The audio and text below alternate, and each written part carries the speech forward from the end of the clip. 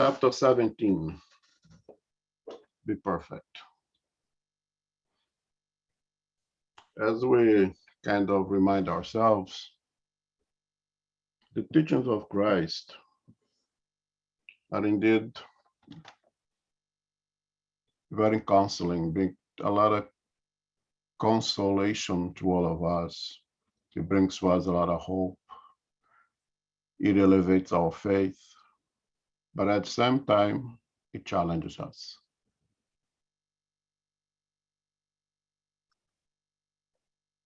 At the same time, it demands that we review ourselves, that we look deep into ourselves. And more than that we make use of that revision to propel us forward and make necessary changes. So it's not all roses in Christ's teachings. And I think that's one of the reasons that it didn't come to bring the peace, but the sword. And I believe that one of the things it really meant is exactly that, is it pushes us to accept this conflict between what we are right now and what we ought to be, and what we are, what the proposition from the divine laws is for us. There is challenge us to exercise our wings so we can fly high and conquer the skies. And that is not easy. As Ron always tells us, we have a tendency to laziness. We have a tendency to accommodation. And from time to time, we need to be poked in the ribs, so to say, to move, to do something. And the teachings of Christ has that actually within us, if you really pay attention, if you really care. Because if you don't care, it doesn't matter. Or if you really care, the teachings of Christ challenge us. And this challenge, it can be a little bit hard. And I don't see throughout this book, the Gospel in Accordance with Spiritism, more challenged chapter than this one, as we're going to see here. But again, it is something that is meant to propel us forward. It's meant to be a tool that we utilize to accelerate our moral progress. For one thing, you don't have to go through all these again. Learn it now when you move on to better pastures, right? But most of us need a tool. Most of us need assistance to move forward. For those who doesn't need, better for them, better than us, better than I. But we do need it, and Christ provides. And the doctrine of Spiritism reinforces it and better explains it. So when you read this chapter, as Joy and I have talked before, I mean, this is really challenging. How are we to take this? We have to take this as this. It's an instrument that have to use to propel us forward. It's not a motivator. It's something to make us actually happy that we're being exposed to it, so we can use it. We have to be pray for those brothers and sisters who do not have access to it, that they may in the future be able to share the same lines that we are sharing right now. So let us read first the first part of it here, and then we will comment a little bit.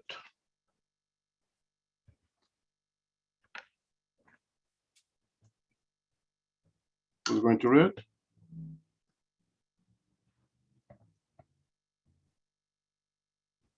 I guess I will. I will. Oh, great. Okay. The characteristics of perfection. Number 1, love your enemies Do good to those who hate you, and pray for those who persecute and slander you. For if you love only those who love you, what reward will you have? Do not the publicans do the same? If you greet only your brothers, what are you doing that is more than what others do? Do not the pagans also do the same? Therefore, be perfect as your heavenly Father is perfect.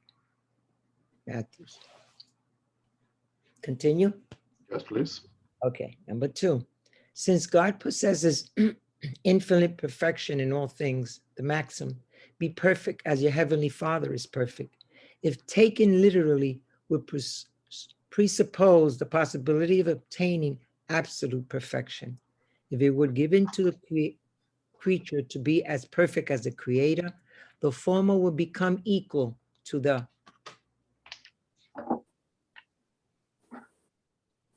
latter, which is inadmissible. However, the people to whom Jesus spoke would not have understood these nuances.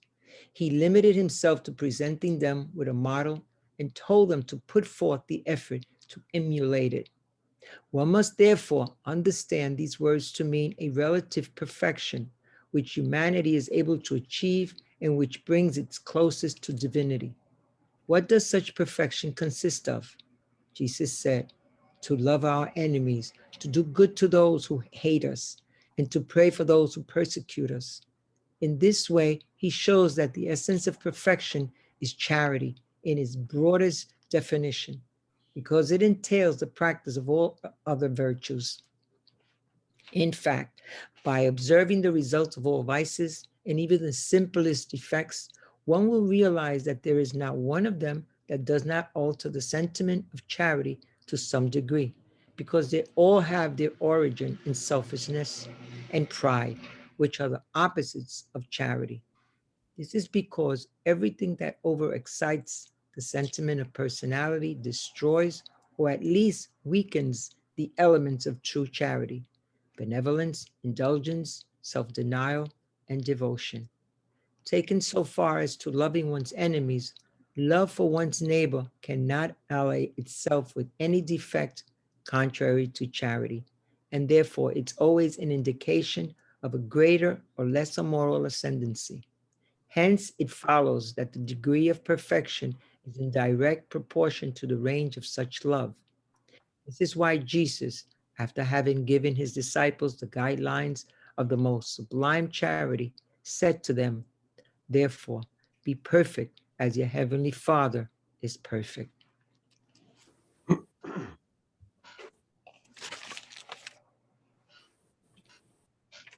So I think, as we do quite often, we try our best to understand what's the meaning of the words.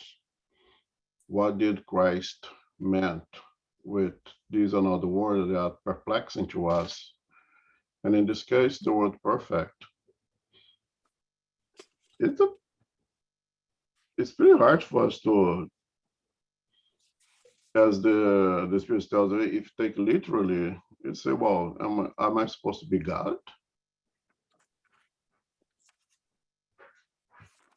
And Spiritism teaches that even upon which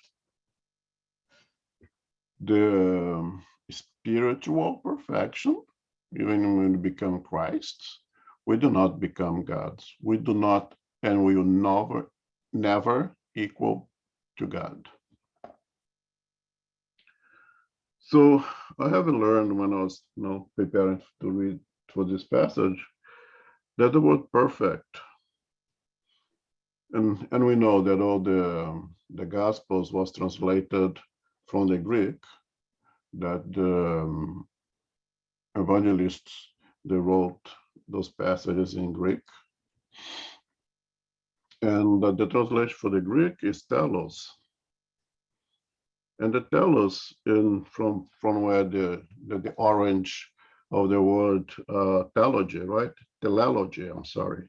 Teleology, with the story of ends, the story of purposes. So it's not an absolute perfection as, I don't know, a a well-tuned flute will produce perfect notes, right? But it is to completely do what you are supposed to do, to completely fulfill our duties, to completely live in accordance to the laws. Now, in accordance to the laws means all the laws. It means the man-made laws. We need to abide to them. They are just as imperfect as we are, but more important, with the divine laws that resides in our conscience. That because being perfect do not need to be questioned, do not need to be altered in any way. It needs to be understood before being applied, because when understood, one will see its value and its absolute perfection in it, and will practice it. So to be perfect is do what is up to us to do. To fulfill the objective of our existence, right? And as an example, let's say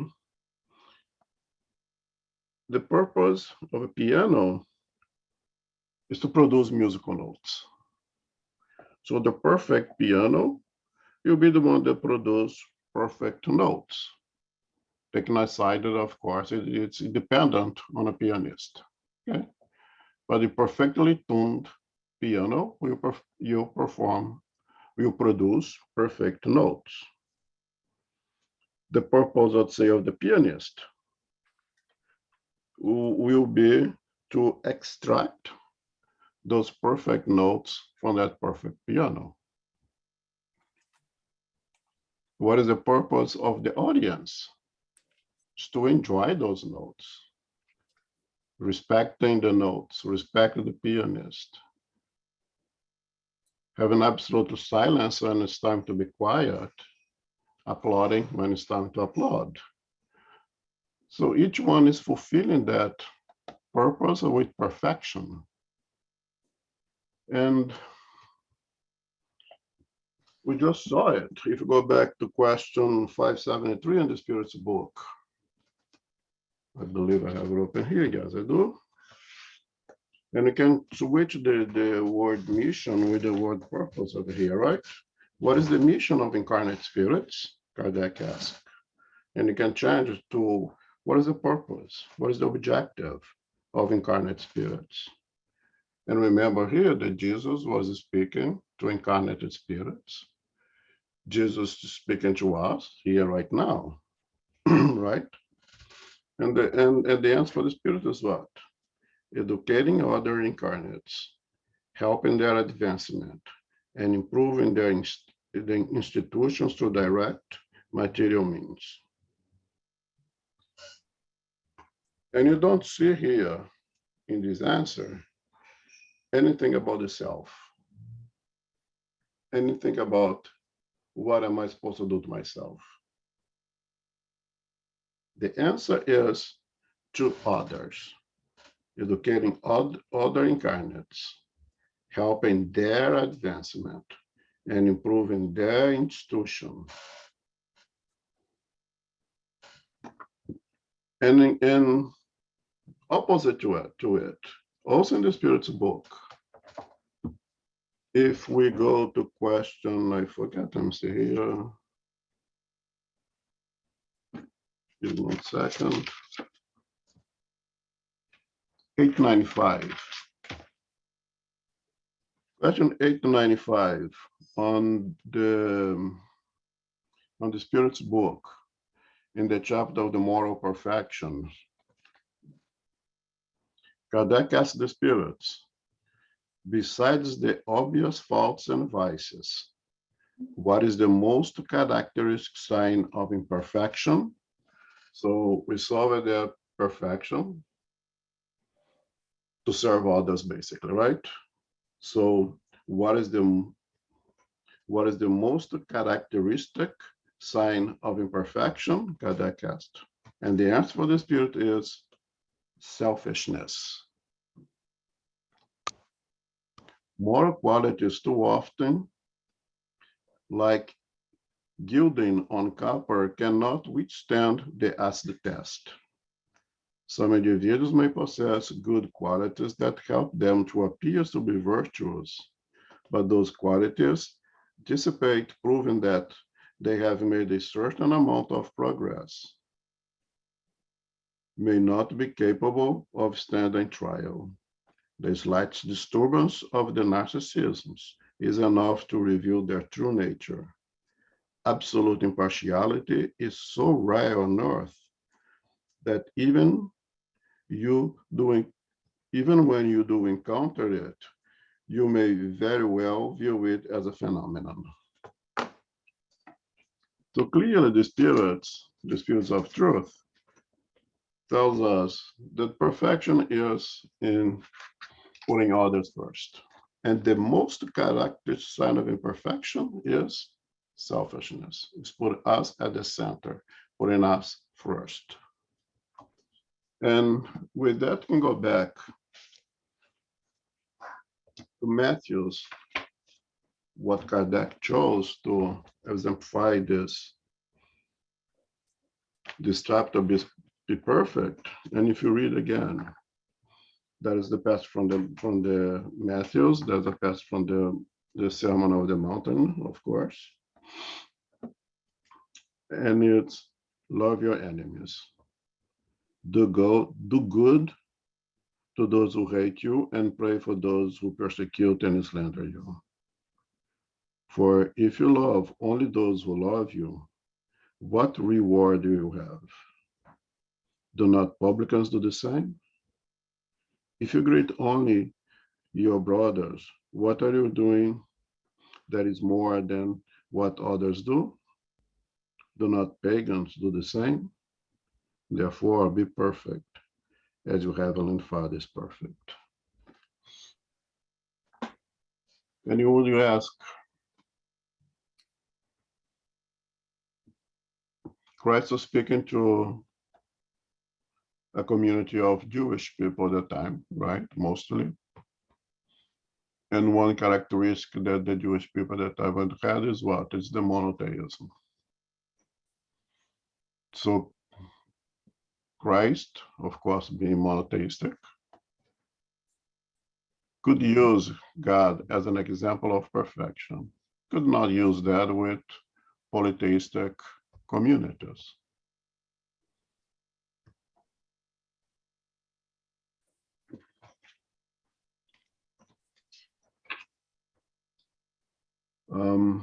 And why did he use God?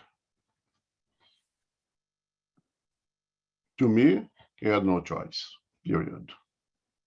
What else could he use? The leader of the Sanhedrin, well, Christ was consistently in conflict with them.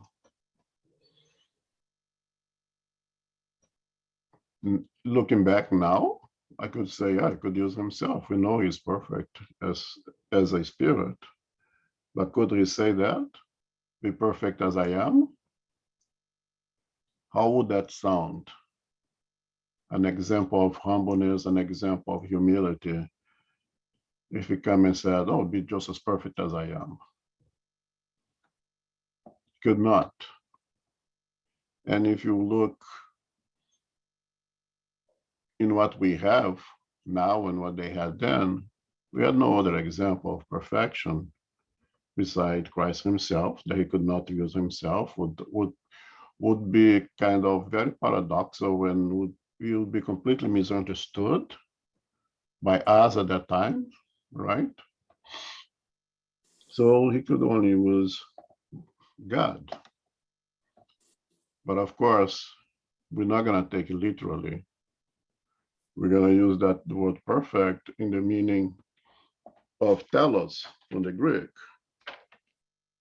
from what teleology comes from, be complete in fulfilling your duties, be completely perfect in living in accordance to the law that resides in your conscience.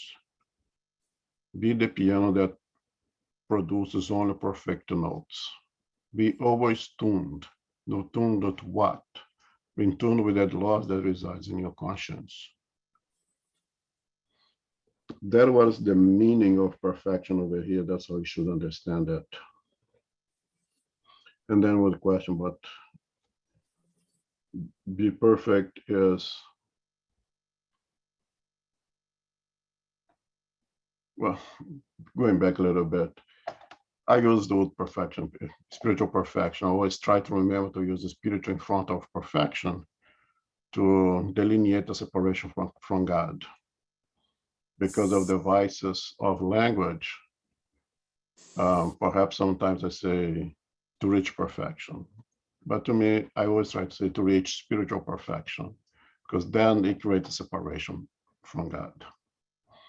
But the word that I really like and I fail to use is purification, to be completely purified.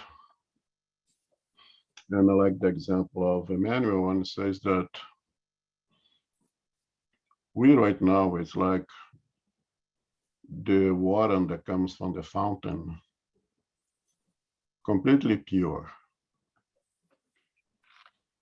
And as, let's say, on the top of a mountain, completely pure. And as it goes, it gets out of the fountain, it goes down that mountain, it get mixed, a lot of things get mixed with that water. It's no longer a pure H2O, so to say. Now it gathers water, it gathers along the way. So if going down the hill with it meets iron, it becomes ferrous water, right? And you go for each mineral, and the water takes that characteristic. Some water has this taste, some water that smell, because it's picking up things along the way. And eventually that water will go down to the ground and will go to a process of filtration to many different levels, and we reach a level of purity that it starts with. And I think pretty much our lives, as Emmanuel used the analogy, is like that. And as like Christ to use the child as the example of innocence, because not taking consideration reincarnation, of course. When we are born, we are pure. We have not made no mistakes yet. We are completely pure, like just come out from the fountain, pure. And as we go living along the way, we pick up vices here and vices there. Again, not taking into account reincarnation. To just purely one single existence here. And throughout our lives, we are encounter challenges, encounter trials that helps us to purify ourselves. To hopefully, at one point, we will have the same purity that you had in the beginning. But the big difference is that in the very beginning, it was a giving. You just didn't have time to screw up yet. At the end, there is a conquest. Is what you have done, the work you have done to clean up yourself, to purify yourself. So if you put that analogy as the life of the spirit, is exactly the same. Once you reach the level, we are studying that in the spiritual book now as well. When we are declared an individualized intelligent principle, and you receive the little bits of free will, and now you have the conscience of existence of the divinity, you're pretty much pure at that point. You know, that is the analogy of the Mosaic Genesis, right? They are living in paradise. I made no mistakes until they choose to eat the apple, and then they start a cascade of wrongdoings right then and there, because now you have your free will to use it. and you use for the good, you use for the bad as well. So our job now is to work our way out of undoing, of unlearning things that we have accumulated vices along the way and reach the completeness of all virtues that can be summarized in one word: charity. And that's why in this passage of Matthew, all that you hear here is charity. All that Matthew, all that Jesus is saying here could be summarized in one single word: charity.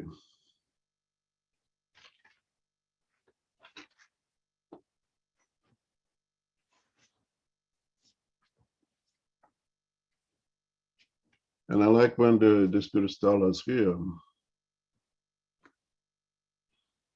when we realize that there is not one of them that not alter the sentiment of charity to some degree. He's talking about vices.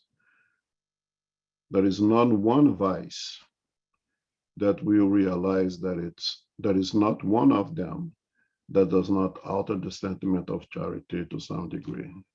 And I kind of try to put that to test myself and say, let me think of some things over here, because I believe there are things that I do, vices that I have, that is only harm myself. It doesn't do anything to anyone else. And then the conclusion is that, well, if I do harm myself, am I being selfish to my community? Because if I harm myself, I cannot be an useful tool to my community. I cannot be used as a good example to my community. So the idea that forget what I'm doing is just ruin myself. But when you ruin yourself, you are at least being a bad example to the community. So that in itself already is an attitude that goes against charity. So only the thought that, oh, I'm only harming myself. Yeah, I drink, but I pay with my own money, whatever, and not harming anyone. When I drink, I don't drive, I stay home, I don't drink at home. Yeah, that's good. But could you use that time being useful to someone else? Could you use that money doing things good for everything, someone else? Right? And again, I'm not going to be here screaming against drinking, okay? Just serve as an example. Of course, I'll say alcoholism is not a good idea. But if you enjoy your wine with dinner, I'm fine with that. And I do that myself. Okay, just to be clear here. Then I think of gluttony. Is gluttony a vice? Yes. How is that against charity if you just eat too much? Well, if you eat too much, perhaps you're taking food for somebody else's mouth. Again, you know today that excess is just as bad as lack of. So if excess is bad, I'm doing bad to myself, and I'm being bad to myself, I'm doing bad to my community. Goes against charity.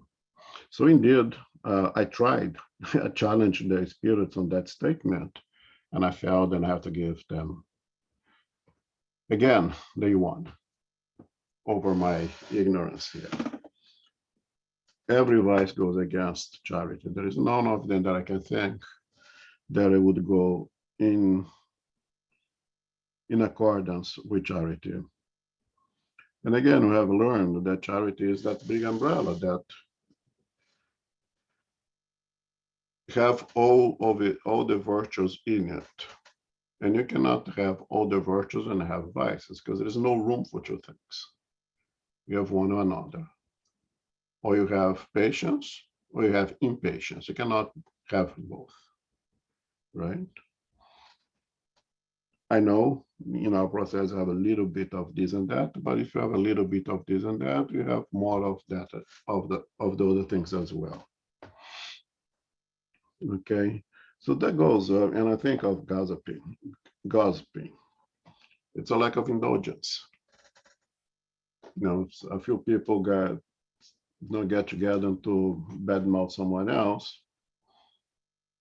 It's not indulgence. Or even if you don't, if you just talk to yourself about someone else, it's a lack of indulgence right then and there.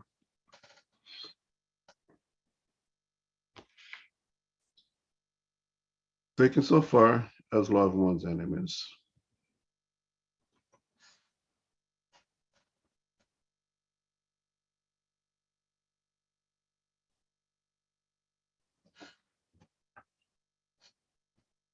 You're going to go back to be perfect as our Father who is in heaven.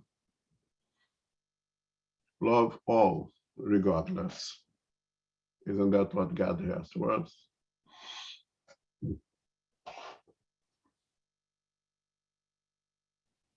And the word enemy also is a very challenging word, and we're always picking up words to see, to make better sense of those statements. Who is my enemy? Who is our enemy?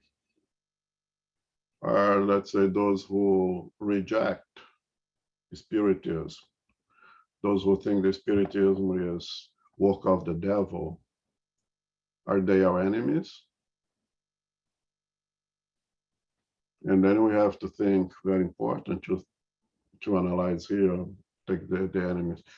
Do you see them as our enemies?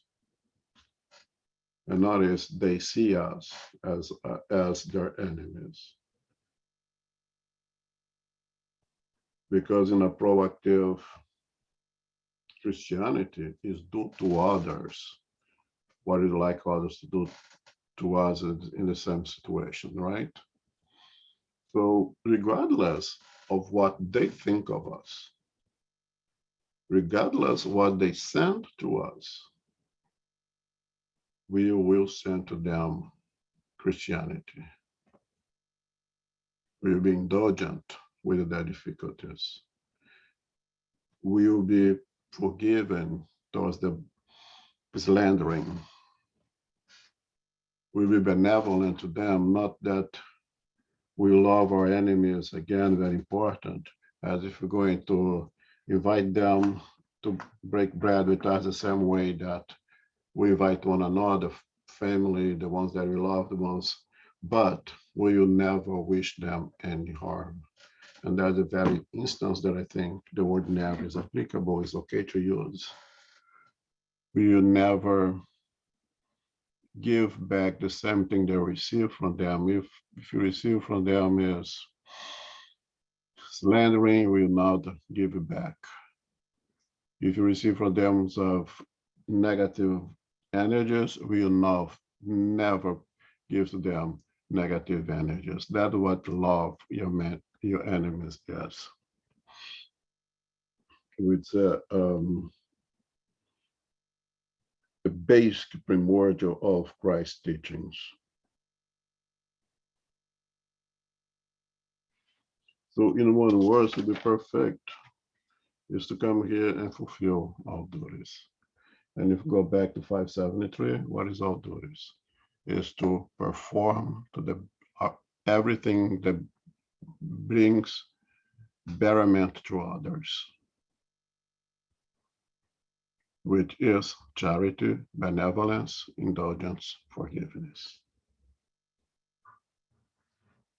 Comments, questions? It's always a challenging chapter, right? And we need to try to put into perspective according to our degree of evolution, because if we stick to the letter, it's very easy to get frustrated, to get discouraged, and to give up by saying, I will never be able to do that. But what we have to remember is what Kardec said: the true spiritist is the one that tries to be better today than he or she was yesterday.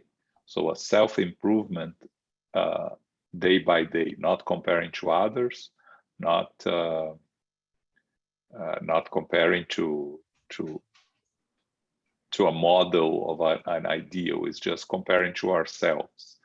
Of course, the words, the teachings of Christ, and the words of Kardec, we have to have an objective, and you cannot have a text here saying, "Oh, be half perfect" or "be a little perfect." The objective is to be perfect, but understanding our place in the evolutionary path is also important for us to accept our limitations and to work to build on what we have achieved and to improve little by little. Because it can be this chapter is very challenging. A beautiful chapter, a lot of very important lessons, but it's important for us not to get frustrated or have negative emotions when we are studying it.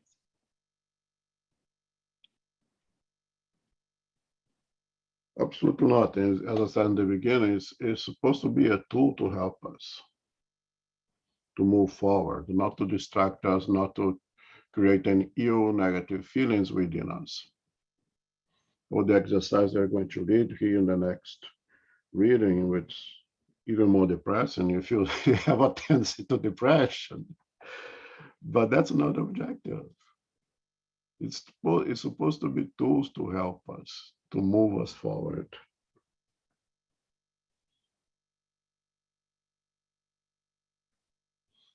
So I'll read just the first paragraph here now, and then we continue.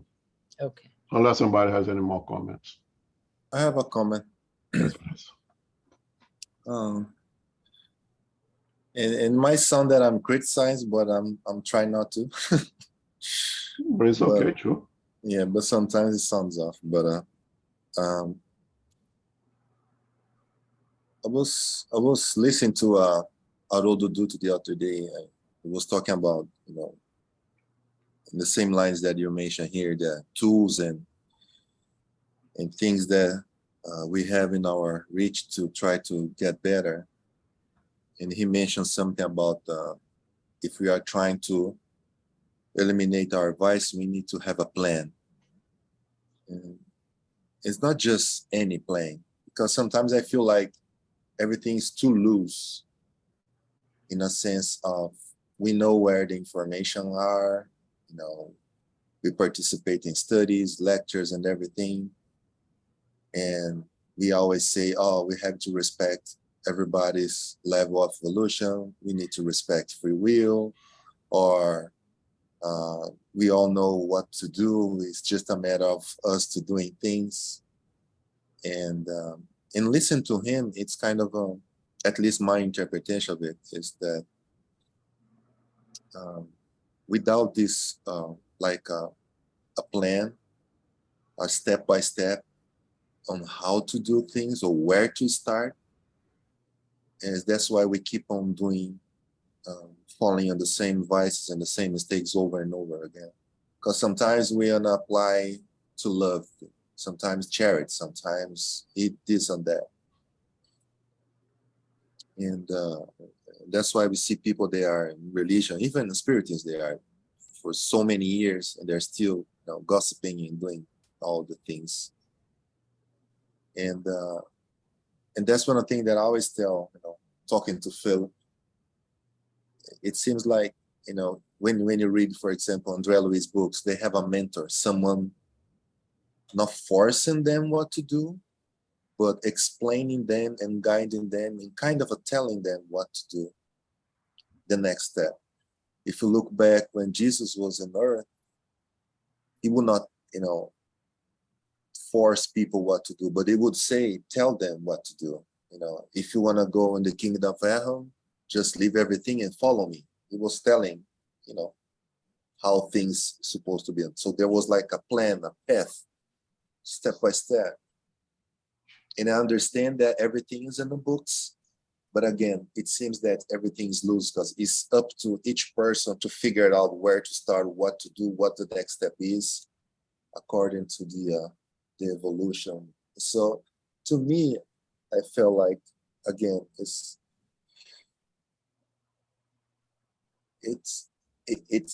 hard to find a common ground, because it might sound that, if you put a step by step, you might be forcing people to go to a certain way, and then you're not respecting their free will. But I think that's why we struggle so much, because there are so many areas that we can begin to attack in order to be perfect, like the chapter says.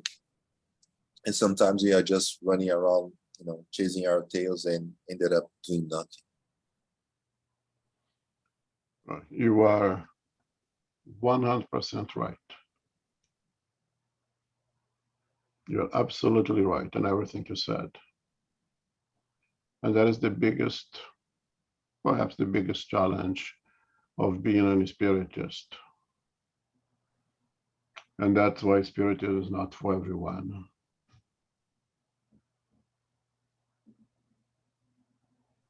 Because as you said, Spiritism comes to you and say, here are a series of books that Father explains the teachings of Christ and go a little bit beyond saying things now that Christ could not have said when he came in as Jesus, because we were not ready for it. That's why Spiritism is the promised consoler. So here you have the complete package now, or complete package for our level of more intellectual advancement now.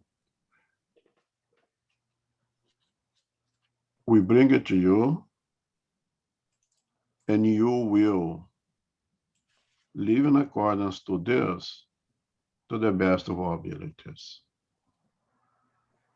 Now you understand law of cause and consequence. So you make choices. Now you understand the whys, the purposes, the what fors, and you utilize your free will to act in accordance to your capabilities. That not everyone is ready for it. That's why others will prefer other institutions that establish very hardcore rules. You have to do this, even at the risk of being kicked out of those institutions. Some demands that you dress in one way, that you dress in another way, that you reject this kind of community, that you do not allow, you cannot allow to be friends with individuals with somewhat different than the average, so to say, in many different ways. That you cannot eat this, that you cannot eat that, that you have to pray facing this side, you have to pray facing that side. Some people need that. And then you do ask, throughout history, how has it worked for us, humanity? How has it stopped the wars, the so-called holy wars? How has it stopped people blowing themselves up in the name of a god? With all those rules, hardcore rules and determinations, that do's and don'ts. How has it, with all the disciplinary laws imposed by those institutions, not by the divinity, how has it helped us? if you ask me, has worked against us, humanity. I know that individually have profited from it. I have examples in my own family that when they become what they call reborn Christian, whatever the statement they use, they went from a down spiral of wrongdoings and corrected their lives individually, worked for him. But as for humanity as a whole, to me, it has not worked very well. So some of us need that hardcore. Someone to tell us, do this, do not do that, and don't question. Do this, do not do that, otherwise bad things gonna happen to you and do not question. And I have nothing against them. Each one of us will find what works for us. Again, individually, we need different things. But as a whole, for the whole humanity, I, of course, am biased. The solution is each one work their oneself, following, of course, their conscience, but doing the exercise of revealing that conscience, often as we're going to read here, to better ourselves individually. It's only education that really helps, but not the education of someone do this and do not do that, but an education of transformation of characters, and no hardcore sets of rules will make the transformation of characters, but education and exercise of trying to better ourselves. So for some people, unfortunately, they need that. Do not do this, dress this way, do not eat that, do not hang out with that people, do not listen to those individuals. And there's a bunch of do not. If work for them individually, good for them. But personally, and I'm biased again, as a whole, for the whole humanity, it has caused more harm than good.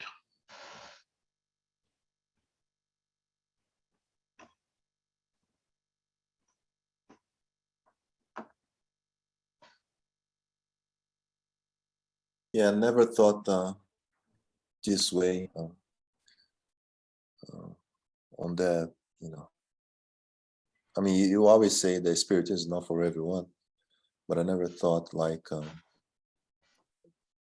Spiritism is relatively new compared to other religions. So this is the next step where, okay, it's on you. So we are kind of, in a sense, adjusting to the new era of new responsibility in how to exercise free will in order to make sure that we develop ourselves in where we're going to be.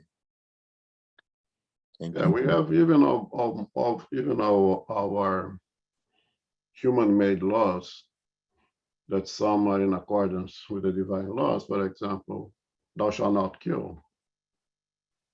Open the newspapers today, see if somebody is killing somebody. Thou shalt not steal. Just turn the TV now on the news and see if there's somebody trying to rob someone else. The rules is there, the law is there. Who is following it? And who is not following it? And those who are not following it are not, why? Because they're not educated. And what kind of education talking about?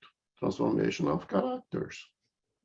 And that's what the objective of Spiritism is, the transformation of character, to educate us into following the laws beyond the laws of the land, but following the divine laws that resides in our conscience.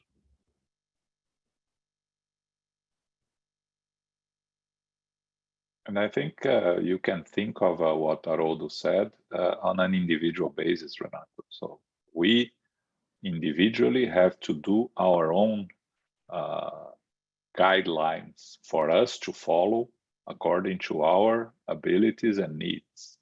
Maybe that's where he was aiming at, which, you know, be organized and be mindful. It's everyone should be organized and be mindful, but fortunately we are not. So maybe that was the point that he was raising. I don't know. Yeah, no, he was talking more of an individual thing. You're right about that. I was the one that was, you know, the thought of expanding that to, because, you know, again, you know, in Spiritism, I see people there, you know, going for so many years, they still don't know the purpose of a lot of things that they are doing. They're just going on the pilot mode, just doing because the other people are doing, and or you know, and again, you know, you know me, I always look for a role model, someone to model into it that I see that's doing right. That's what works for me.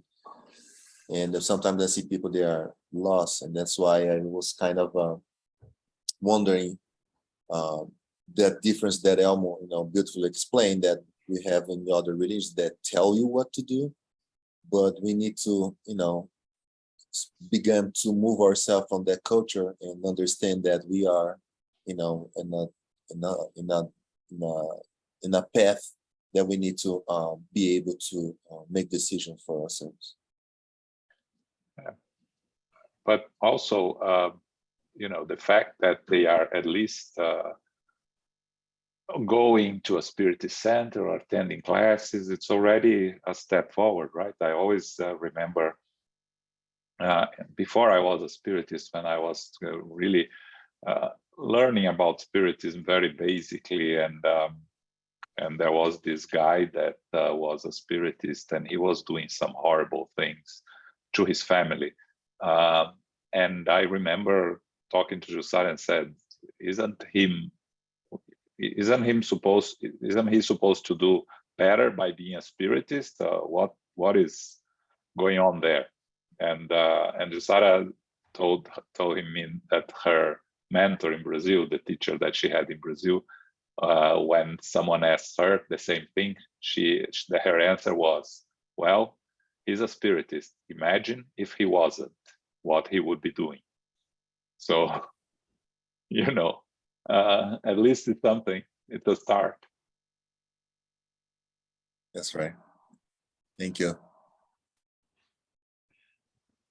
Yeah, although we are all here because we belong here, we are all here because we are quite ignorant and need education here. We are all sick and need the treatment that this hospital, planet Earth, provides to us. We have different sickness and have different needs. And I'm grateful that there is pretty much a place for everyone that needs different things. So as an example, if you walk in Fifth Avenue and you see, let's say, a car with an open window, completely open window, and inside there is a, I don't know, Louis Vuitton bag that is open, and inside of the bag you see a bunch of $100 bills. Some of us will do the following: what can I do to notify that person that the person forgot the bag inside? How can I find that person so she can get the belongings and close their window?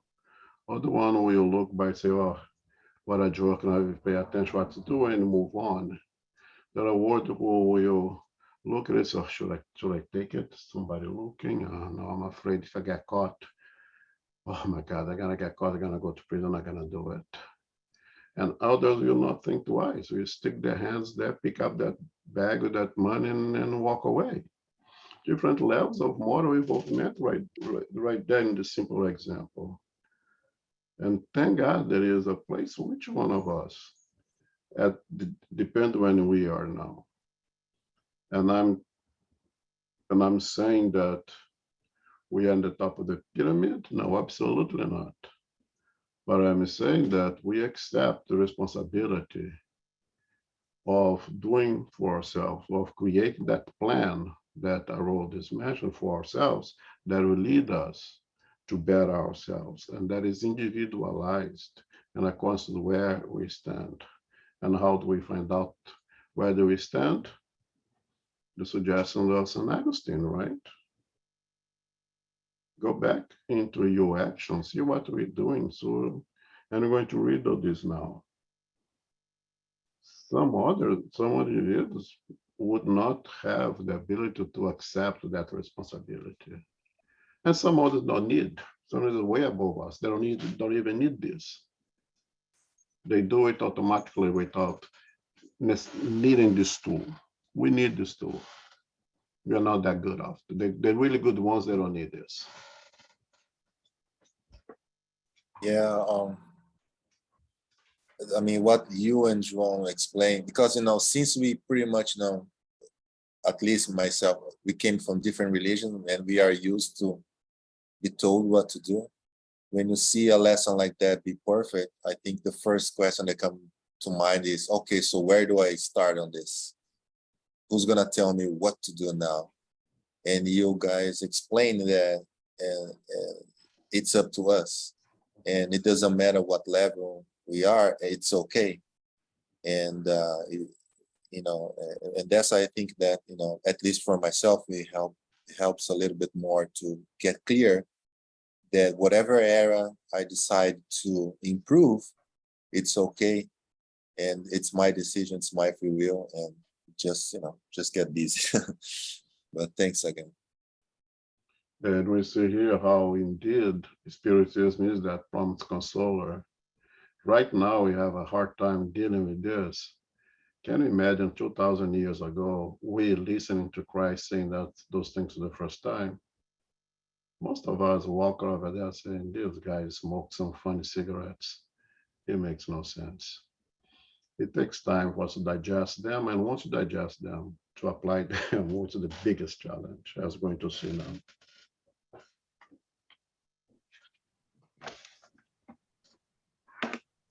Okay.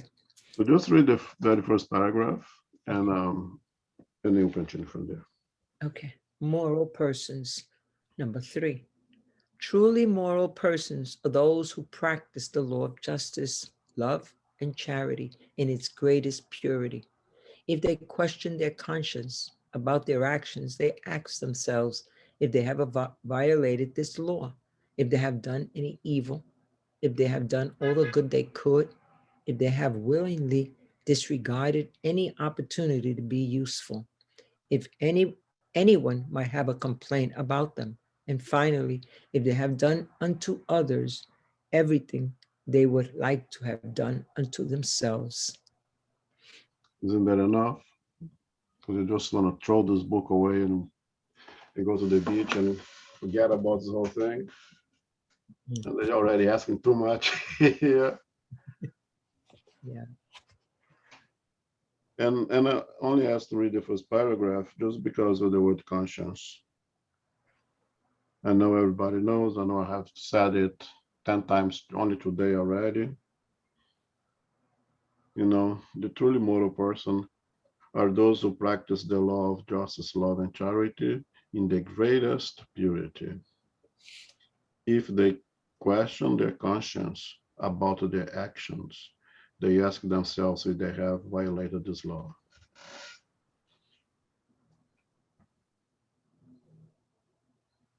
When Kardec asked in the Spirit's book, you guys talking about those laws. Where is this law written?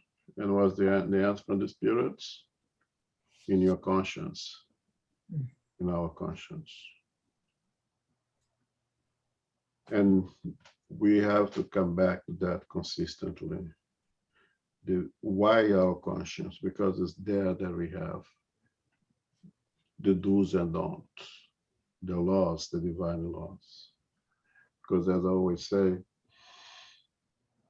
you can't put people in the field to play a game without before giving them the rules of the game.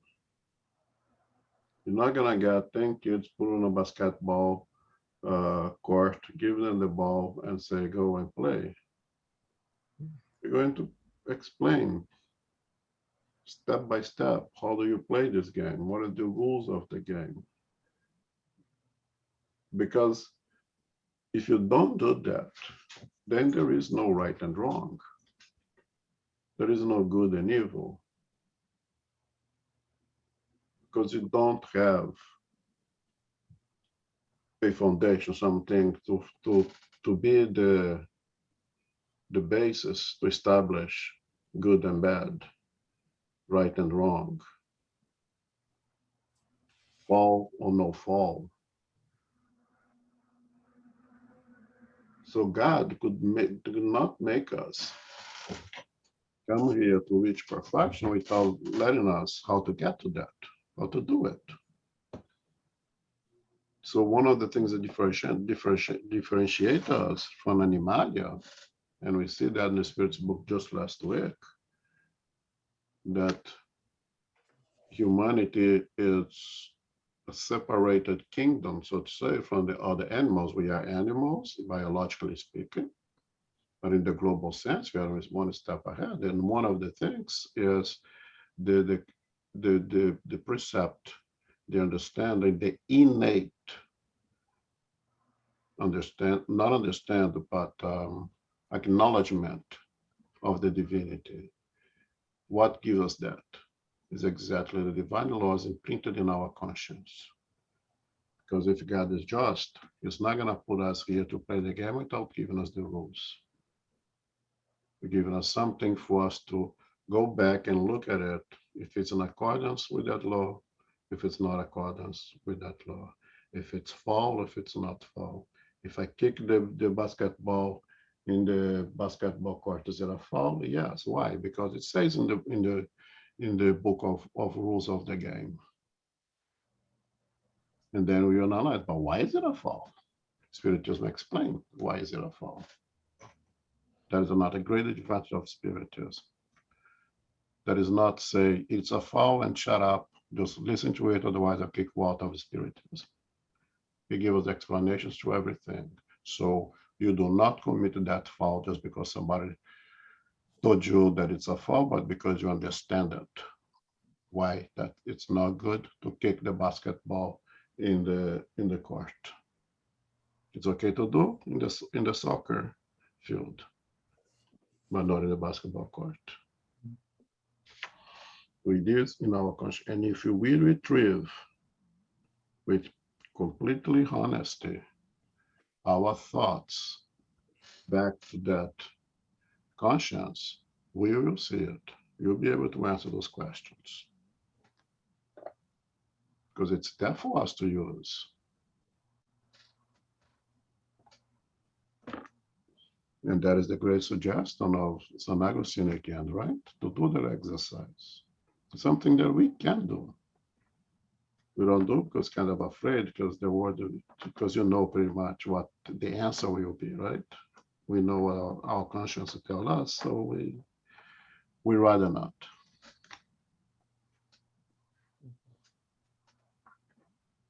Comments, questions? Okay. Okay. So now I think we can read the whole thing. It's a little bit long, but it's one of the same.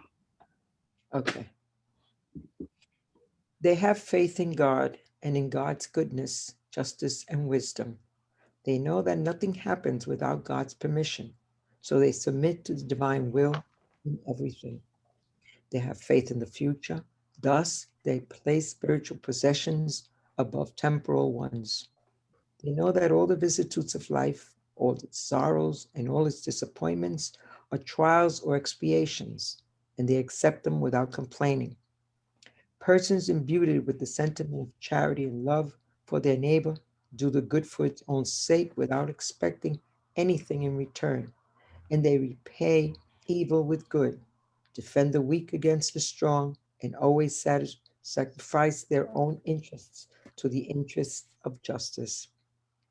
They find their satisfaction in the benefits they spread around, the service they render, the happiness they promote, the tears they dry, and the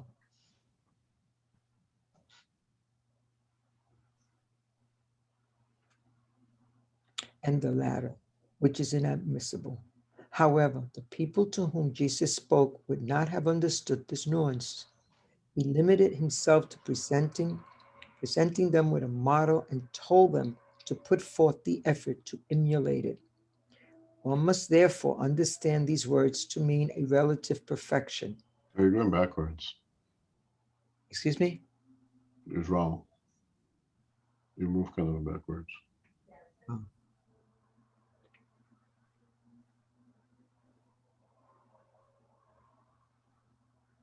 Okay. Okay, their first impulse is to think of others before thinking of themselves and to attempt to the interests of others before their own. The selfish, on the other hand, calculate the profits and losses entailed in every generous act. Moral persons are kind, humane, and benevolent toward all, regardless of race or creed, because they regard all people as their brothers and sisters. They respect all sincere convictions that others might hold to, and they do not anathematize those who do not think like they do. In all circumstances, charity is their guide. They tell themselves that those who harm others with malevolent words, who hurt others' feelings with their pride and disdain, and who do not recoil from the idea of causing suffering or difficulty, however slight, when it could be avoided, fail in their duty of love for their neighbor, and do not deserve the Lord's clemency. They hold no hatred or rancor or desire for vengeance.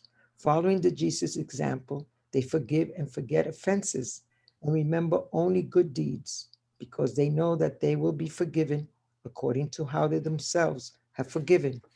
They are indulgent toward others' weaknesses, for they know that they themselves need indulgence, and they recall these words of Christ: "Let him who is without sin cast the first stone."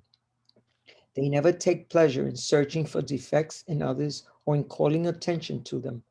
If necessity forces them to do so, they always look for the good that might mitigate the evil.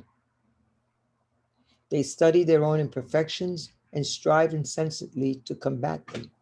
All their efforts are focused on being able to say to themselves tomorrow that they are better than they were yesterday.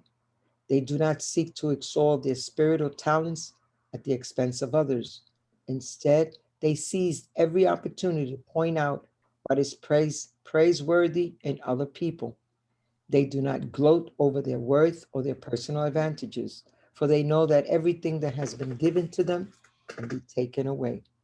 They use but do not abuse the possessions that they have accorded to them, for they know that they are a trust for which they will have to render an accounting, and that the worst use of them in regard to themselves would be to use them to satisfy their passions. If the social order has placed others under their tutelage, they treat them with kindness and benevolence because they are their equals before God. They use their authority to lift their morale and not to squash them with their pride. They avoid anything that could render their subordinate's position more painful. Those who are subordinate, on the other hand, understand the duties of their position and are scrupulous in consciously fulfilling them. Finally, moral persons respect in their fellow beings all the rights arising from the laws of nature, in the same way they wish that their own to be respected. This is not a list of all qualities that define moral persons, but whoever makes an effort to possess them is on the road that leads to all the others.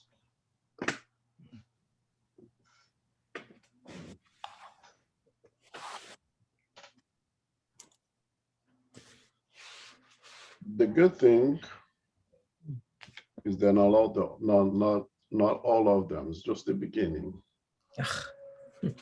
Okay. Once we get this, then we can move on to the others. I always make an analogy with martial arts. Let's say you do karate, and you become a black belt, and you think that, oh, now I become a black belt, I got to the pyramid of it. And then the sensei tell you, now you're going to learn karate. You just reach to the level where you are able to start learning this through martial art means. I think our passage here is the term spirit is trying to reach the black belt. And once we reach the black belt, then we're going to move on to the real challenges of to perfect ourselves. So these are just a few of the little bit of things for us to work on, right? And it starts with faith. Everything starts with God. Everything starts with God. All the discussion here only makes sense with the acceptance, the understanding, not the belief, but the understanding of the existence of one and only perfect God. Without that, is very hard. I know some people do it. We had an Spirit Center, and to this day, it's very challenging to me how that individual was or is perhaps a spiritist, totally admired Jesus Christ and was actually a very good person, had taken children to adopt, was a very good person, much more charitable than the average, but could not conceptualize the existence of God. He managed to be followers of Jesus, managed to come to the center and participate in our meetings for many years, but not able to reason the existence of God, to which I give them a lot, tremendous congratulations, because he need not to be hypocrite. He did not have to pretend, and was able to be better than average without this belief. You remember him, right, Ron? Yes. But in general, everything starts, regardless of believing or not, everything starts with God. That's beyond belief and beyond understanding as well. So does the moral person, who starts with this faith in God. Faith in God's goodness, justice, and wisdom. Know that nothing happens without God's permission. So they submit to the divine will in everything. The word everything here is, it's like a marriage, right? In health and in sickness and abundance and poverty and this and that and that. In everything is in everything. It's not like our modern marriage. In health, yes, in sickness, no. In good days, yes. In bad days, no. No. In everything is in everything. That faith generates hope. Then it's the second part here, right? They have faith in the future. Faith in the future is hope for better days. Thus, they place spiritual possession above temporal ones.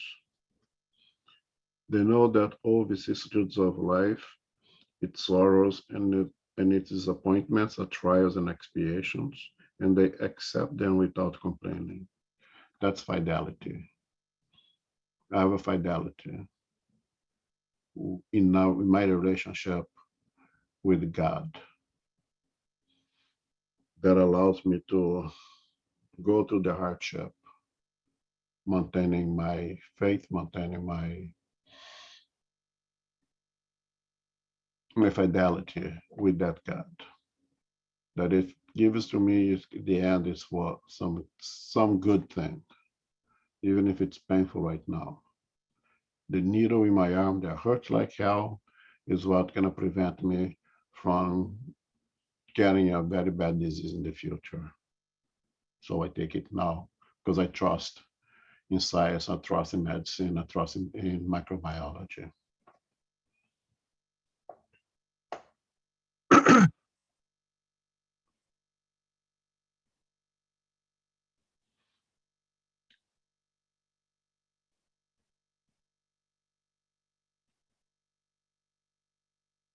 It's very easy to to do something good,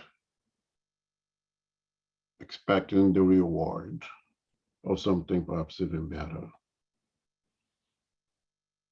But that's not faith. That's bargaining. That is exchanging favor, so to say. So I'll be good. I'll do everything that Jesus tell me to do so I can go to Nasulah. Nope, that's bargaining. That is exchanging of favor. You want to bargain with God? In our fidelity, in our relationship with God, we don't bargain. We learn to do good for the sake of doing good. And then it comes to the following paragraph.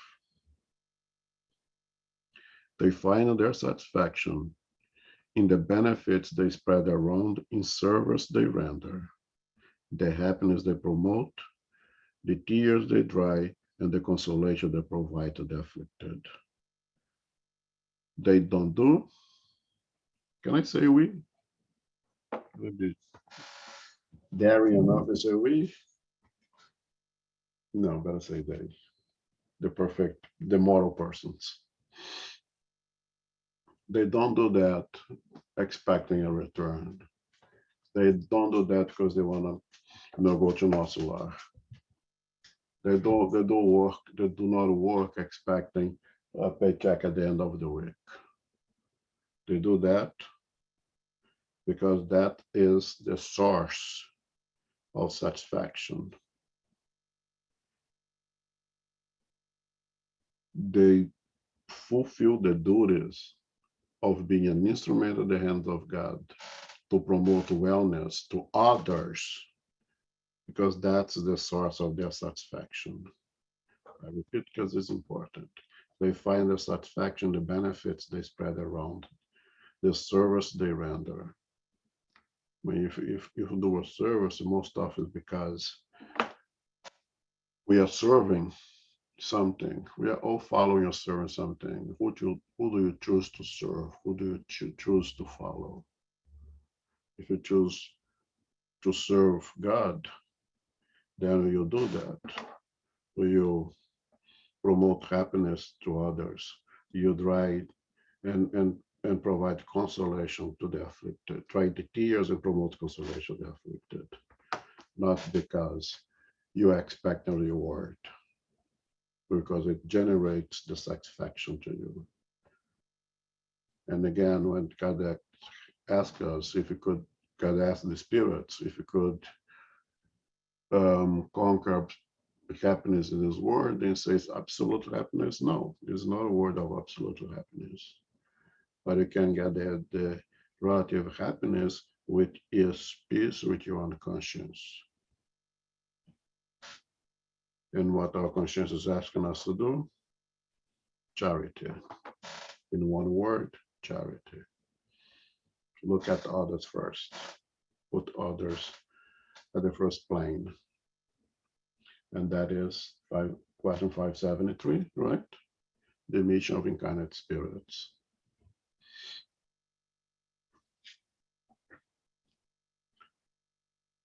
Moral persons are kind, humane, and benevolent towards all, regardless of race and creed, because they regard all people as their brothers and sisters. Be perfect as your Father is perfect. Doesn't God provide to us the same one? Does He provide the sun only for part of us? Does He provide the water only for the part of us? Does He provide the air for us to breathe? No, it's equal. It's for everyone, not considering our race, our creed, the color of our skin, or anything like that. Those who think like us, those who think that we are crazy, that we are from the devil. They respect all sincere conviction that others might hold to, and they do not anathematize those who do not think like they do. Anathematize means to curse or to condemn. I was just telling Ariana, the good things of doing Spiritism is that you increase the lexicon. your vocabulary gets better and better.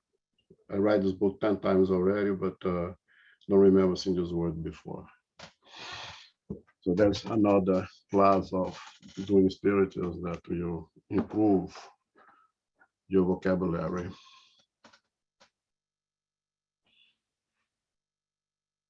Again, if you are to be perfect as our Father is in heaven, we have to consider everyone as equal, and not everybody think the way we think, and we will not in any way condemn, of course, anyone who thinks different to us.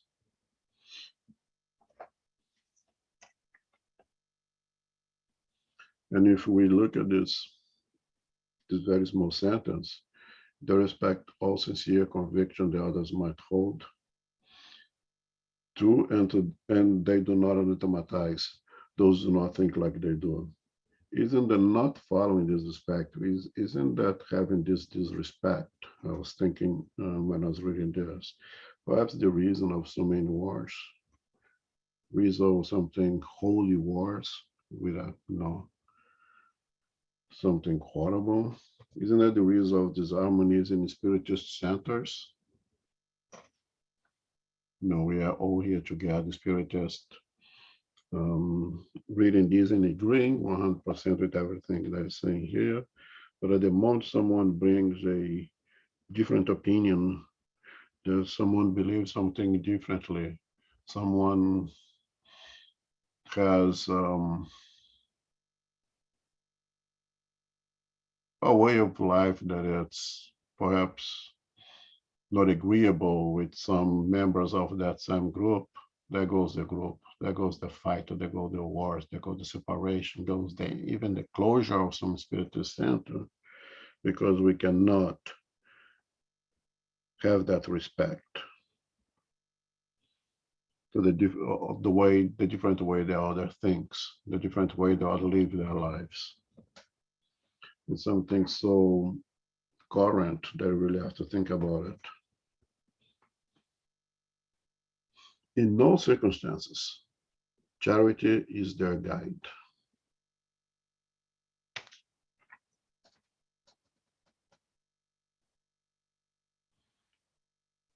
They hold no hatred or hunger or desire for vengeance. Follow Jesus' example, they forgive and forget offenses and remember only good deeds, because they know that they will be forgiven according to how they themselves have forgiven. The only comment of that is they remember thing is, it's not that we're going to forget what happened, right? If someone produce something painful to us, to our loved ones, you're not just erase that from our past and completely forgive that it ever happened. For one thing, if it happened, and believing that all happens for a good reason at the end, even if it's hard, even if it's painful, you better not forget, you better work with it and collect what we are supposed to collect from it, to learn the messages, the lessons that is contained in that hardship that we faced.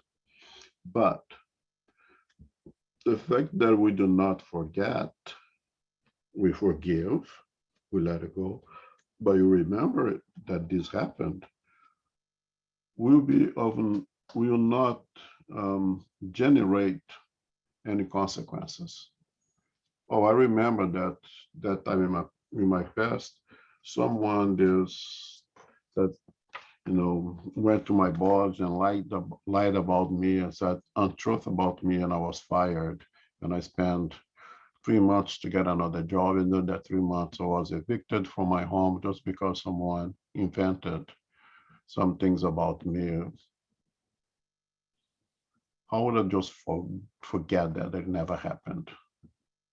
That because of one lie about me, I lost my job and I have to move out of my apartment. I mean, it's forget. It's seems to be almost pathological, right? To have such amnesia, but it will not generate any consequences for me because I forgive. I'll say, let this individual work with the divine laws of love and justice reside in their conscience. If I'm a really good person, we even pray that the person will not cause that harm to anyone else, as not to accumulate any more debts with the law, and I move on. If I am a moral person, not saying that I am, not saying that I'll be able to forgive. As I always say, as an spiritist, I should be able to not wish any harm. I should be able to not in any situation have a thought of revenge towards that person. As an spiritist, at least I should be able to do that. And if I'm able to do that, I'll be pretty happy with that, and forgiveness will happen. But for as long as I seek revenge or seek to see the individual pay for what they've done, forgiveness could never happen, and I keep myself a prisoner of that suffering.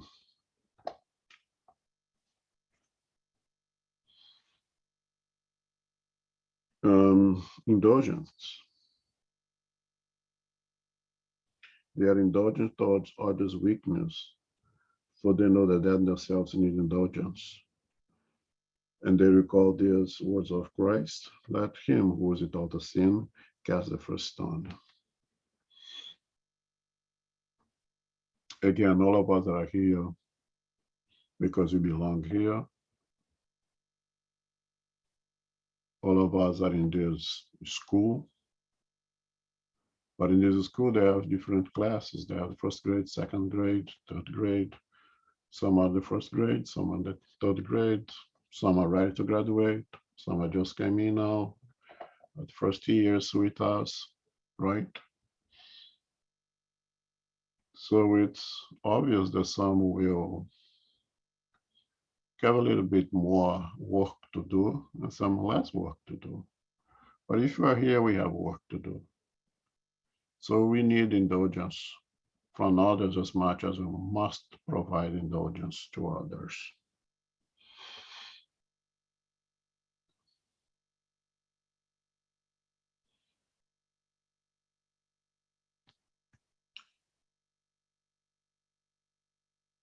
We always said about judgment, to judge others, that unfortunately in the society that we live,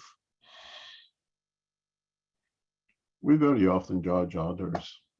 We have to, for one thing, you have to choose our friends. And how you begin to choose a friend? Make a judgment. Think of, that guy is okay for me to hang out with because A, B, C, and D. That person I better avoid his or her company because of A, B, C, and D.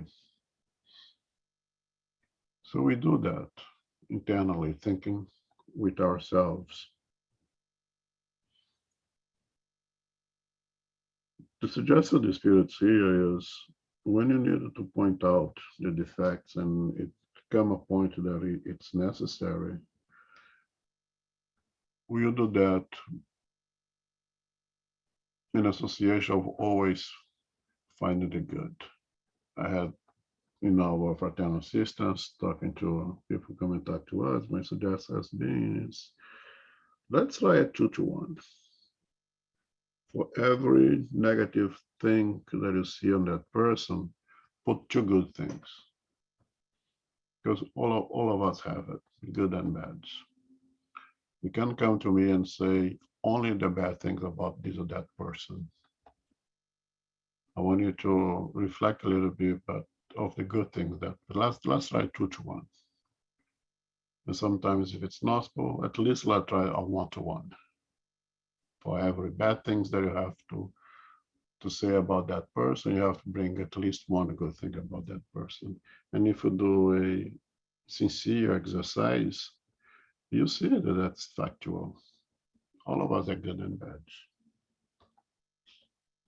And when it's necessary to point out those bads, we do that with the purpose of being useful, that information, that realization that bring to those individuals will help them to be better. And with that, we're gonna bring the good as well. So that's what a good individual will do.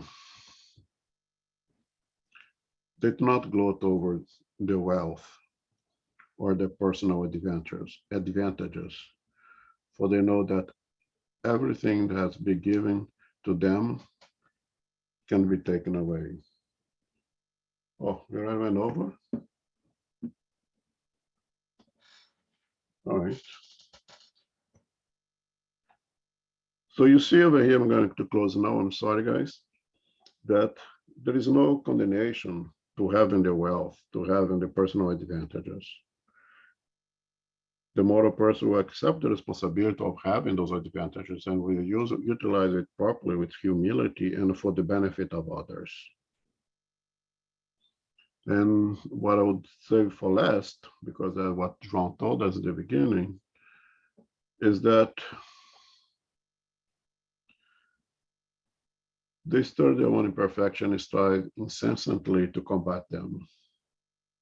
All their efforts are focused on being able to themselves, to say to themselves tomorrow that they are better than what they were yesterday.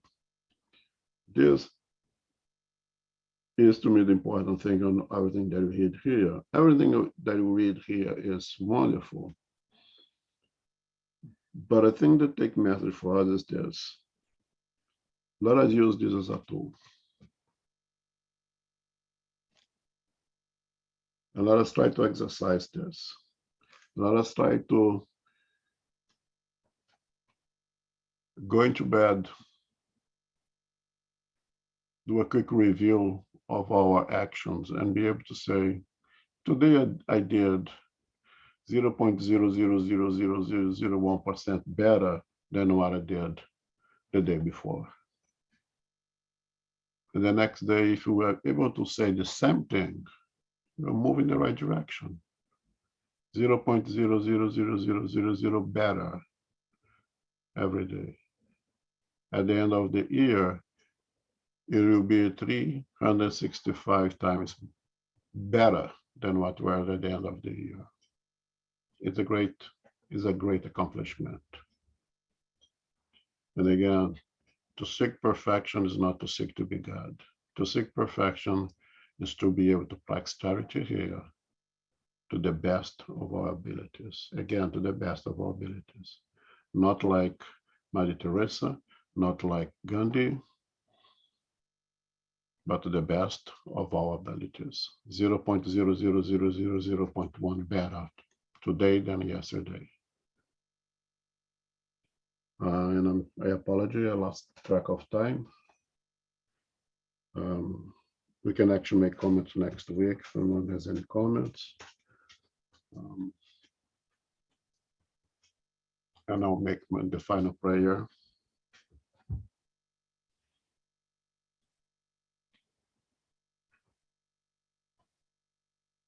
Giving thanks to God our Father for giving us this opportunity.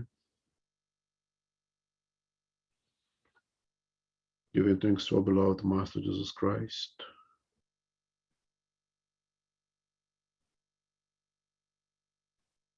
For being the example, the model for us to follow.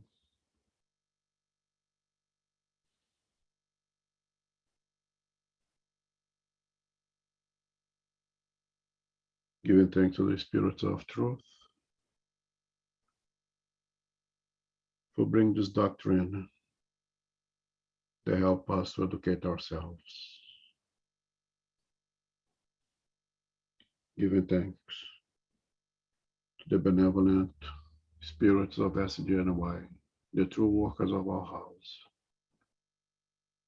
for being with us, for providing us inspiration, guidance to fulfill our noble objective of better ourselves through service to others.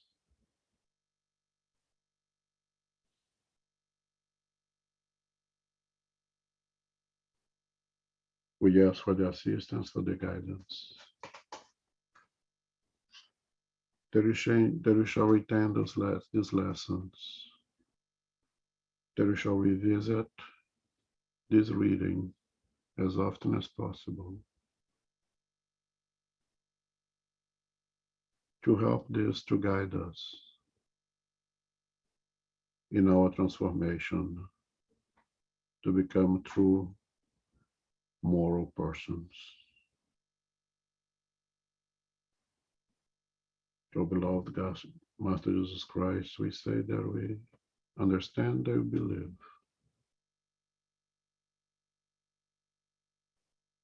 that your teachings are indeed the recipe for happiness, that you are in truth the light that illuminates the happiness toward the pathway to our salvation.